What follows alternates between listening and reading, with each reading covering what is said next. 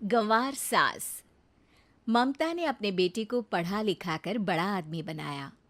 अब वो शहर में अपने परिवार के साथ रहता है। एक दिन ममता का बेटा रोहन अपनी पत्नी आलिया से कहता है, अरे आलिया, सुनो, माँ अब से गांव में नहीं रहेगी। वो हमारे साथ यहीं रहेंगी शहर में। उनका कमरा आज नौकर से बोलकर अच्छे से साफ करवा देना। ओह, आज तो मेरी किटी पार्टी है, फिर मुझे जिम और फिर शॉपिंग। ठीक है, कल करवा दूंगी।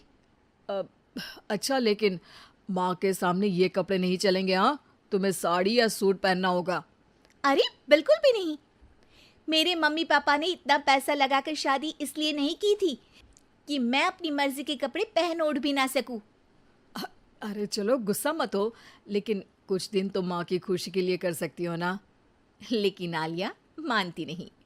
माँ आती है सिंपल सी साड़ी, झोला और चप्पल पहनकर। अरे रोहन, मैं इनके साथ कैसे रहूंगी? मेरी फ्रेंड्स क्या कहेंगी? ये तो पूरी गंवार लग रही है। आलिया, माँ गांव में रहती थी इसलिए ऐसी हैं। तुम आज ही माँ के साथ जाकर उनकी पसंद की शॉपिंग करवा देना। इनके साथ घर के अंदर रहना मुश्किल है, बाहर तो मैं कभी भी ना जाऊं। रोहन को आलिया पर गुस्सा आ जाता है। माँ, ओ माँ। हाँ बेटा। वो माँ को ले जाने के लिए उनका हाथ पकड़ता है कि अरे माँ, तेरे हाथ अभी तक इतने कड़े हैं, तूने इसका कोई इलाज नहीं किया? अरे बेटा, इसका कोई इलाज नहीं। वैसे भी मुझे कोई शर्म नहीं कि मेरे हाथ मुलायम नहीं है, क्योंकि इन्हीं हाथों से मेहनत कर मैंने तुझे बनाया है बेटा। अगले दिन। माँ, मैं ऑफिस जा रहा हूँ। कुछ लाना हो तो आलिया को बोलकर फ़ोन करवा देना। रोहन के जाने के बाद, आप ना आज कमरे में ही रहिएगा, घर में पार्टी है, मेरी सहेलियां आ रही हैं, मैं उन लोगों के सामने आपको नहीं ला सकती हूँ। ठीक है बहू, लेकिन तुम कहो तो मैं कुछ खाने को बना दूँ तुम लोगों की पार्टी के लिए। वो लोग सिर्फ कॉन्टिनेंटल या थाई फूड ही खाते हैं। कोई बात नहीं, कभी इंडियन खिलाने वाला कोई मिला नहीं होगा ना। मैं बनाकर कमरे में चली जाऊंगी। जैसे आपकी मर्जी। आलिया के घर उसकी दोस्त आती हैं, पार्टी होती है।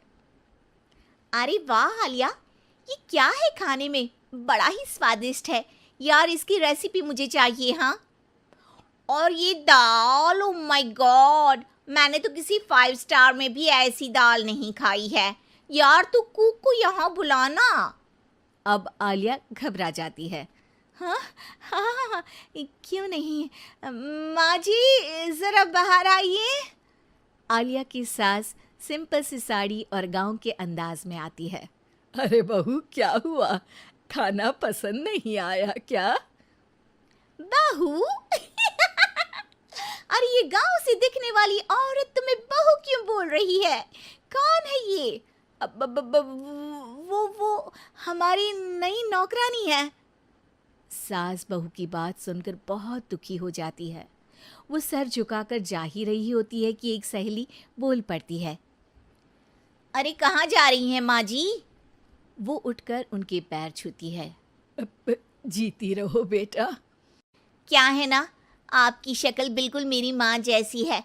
पता है आलिया, मैं शहर पढ़ने आई और फिर शहरी हो गई, लेकिन मेरे माँ पापा तो आज भी गांव में रहते हैं, बिल्कुल इनके जैसे ही हैं। आप यहाँ बैठिए ना आंटी, आप सच में बड़ी खूबसूरत है और आपके हाथ का खाना तो लाजवाब है। काश ये मेरी सास होती। सभी सहेलियां सास को घेर कर बैठ जाती हैं और उनसे खाने की रेसिपी पूछ रही होती है कि तभी घर की बेल बजती है और रोहन आता है। अरे क्या बात है, आज आप लोग हमारे घर में? और ये लोग तो मुझे आलिया से ज्यादा माँ की सहेलियाँ लग रही हैं। क्या ये आपकी माँ है? लेकिन आलिया ने तो कहा कि ये उनकी नौकरानी है और इन्होंने भी नहीं बताया। वो नहीं बताएंगी, क्योंकि उनके लिए बच्चों की इज्जत और उनकी खुशी सबसे पहले है।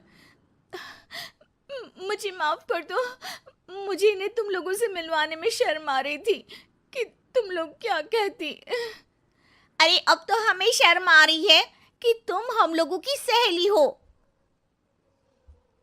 हाँ, जो माँ जैसी सास को नौकरानी बोले वो हमारी सहेली नहीं हो सकती। ये बोलकर सभी वहां से जाने लगती है कि सास बोलती है, आलिया की तरफ से मैं तुम लोगों से माफ़ी मांगती हूँ। उसने जो कहा उसके लिए मैं उसे माफ़ करती हूँ। अब तुम लोग भी उसे माफ़ कर दो, क्योंकि अगर तुम लोगों ने उससे दोस्ती तोड़ी तो फिर मेरे हाथ का खाना कैसे खाओगी? नहीं नहीं आंटी, जरूर आएंगे, लेकिन अब आलिया की नहीं बल्कि आपकी सहेली बनकर।